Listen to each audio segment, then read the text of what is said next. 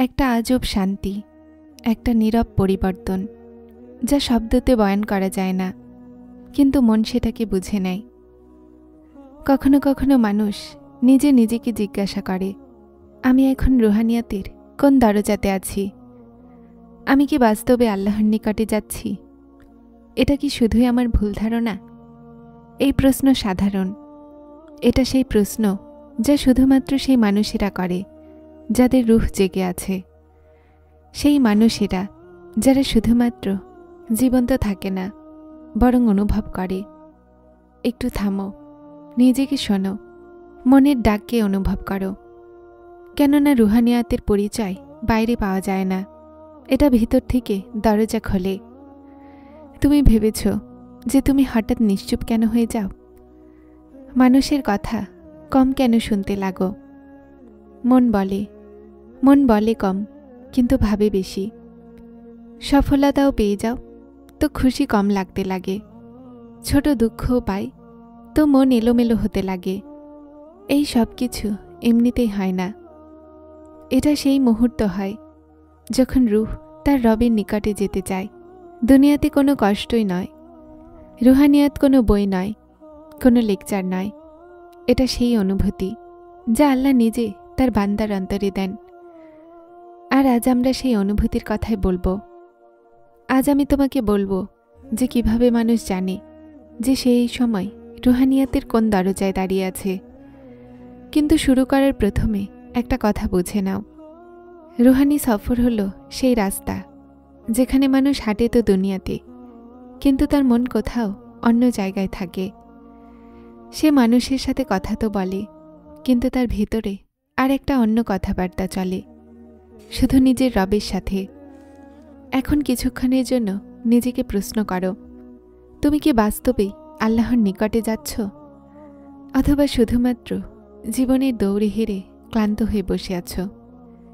তোমার রূহ কি আলোর দিকে এগিয়ে যাচ্ছে, অথবা দুনিয়ার শোরগোলে হারিয়ে গেছে? তুমি কি সেই জিনিসগুলো অনুভব করো যা আগে কখনো অনুভব হতো না? যেমন প্রতিটা শব্দের ওজন মনে এসে পড়ে, প্রতিটা দোয়ার রং বদলে যায়, আর প্রতিটা নীরবতা একটা পয়গাম হয়ে যায়। এই সব কিছু রুহের আলামত।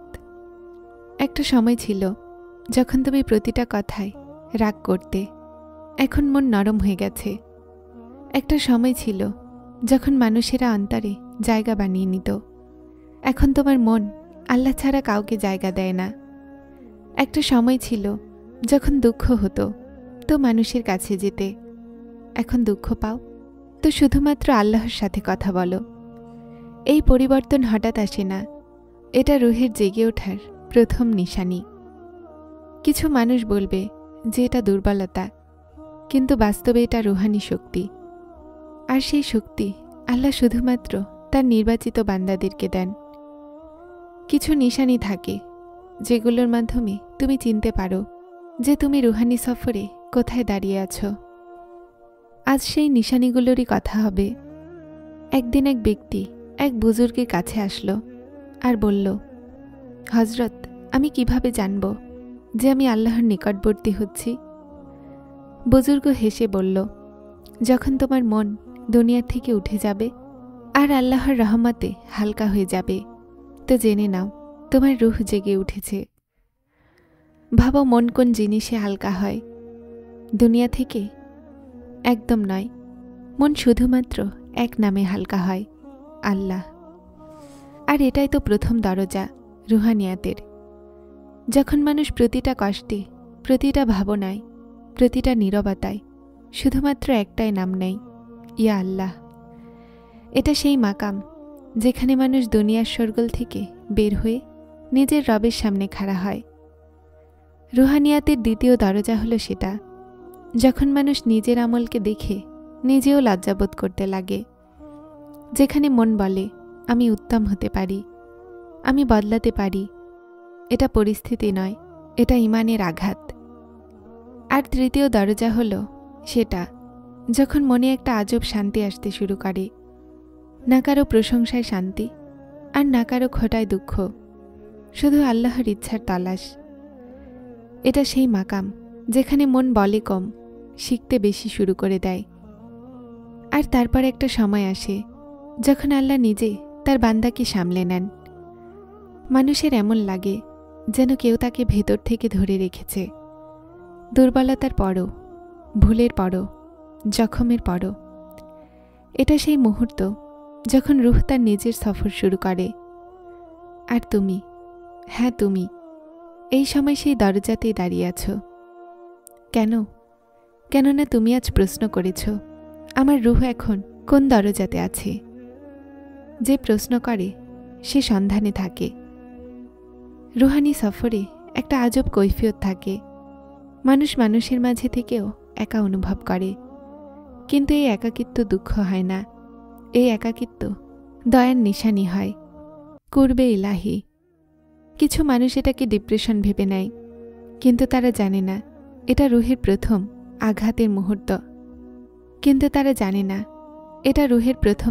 আঘাতের মুহূর্ত হয়। যখন রুহ জাগে তো চোখগুলো থেকে অশ্রু বের হয়, কিন্তু সেটা দুর্বলতার অশ্রু হয় না, সেটা নূরের অশ্রু হয়। সেই অশ্রু যা মনকে পাক করে দেয়। বিশ্বাস করো, প্রতিটা অশ্রু, প্রতিটা দোয়া, প্রতিটা দাগ তোমাকে একটা নতুন রুহানি দরজা পর্যন্ত নিয়ে যাচ্ছে।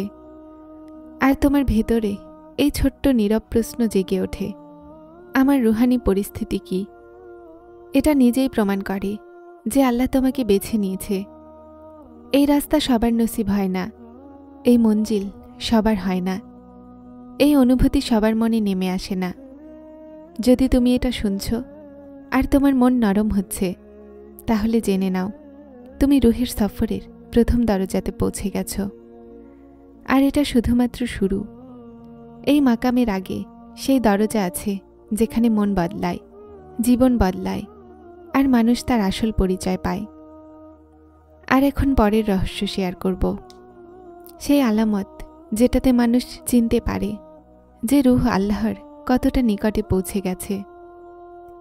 তুমি কি জানো, রুহানিয়াতের সফরে কিছু প্রশ্ন আল্লাহ নিজে জিজ্ঞাসা করেন।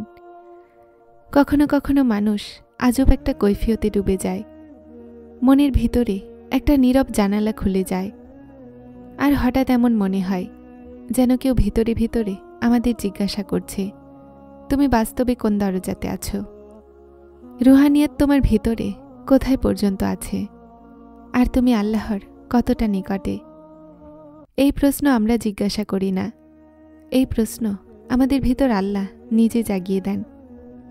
কেননা রুহানি সফর সবসময় বাইরে থেকে শুরু হয় না, সেটা ভিতরের কোনো বিশেষ মাকাম থেকে ওঠে। সেখান থেকে যেখানে না দুনিয়ার কোনো আওয়াজ পৌঁছায়, না মানুষের রায়, শুধু আল্লাহর হালকা রোশনি পৌঁছায়। আর সেই রোশনিই বলে যে মানুষ কোন মাকামে দাঁড়িয়ে আছে। কখনো আপনি অনুভব করেছেন যে কিছু রাতগুলো এমন হয় যখন মন আপনা আপনি নরম হয়ে যায়? কোনো জিনিসের মাধ্যমে নয়, শুধুমাত্র আজব একটা অদৃশ্য চেহারার মাধ্যম। মনে কোন যেন আওয়াজ বাজে, ওঠো একটু, আমার কাছে আসো। যেন আল্লাহ তার বান্দাকে বিনা আওয়াজে ডাকছেন। এই ডাক সবাই শুনতে পায় না, আর যে পায় বুঝে নাও যে এটা রুহানিয়াতের খুব আজব, খুব প্রিয় একটা নিশানি।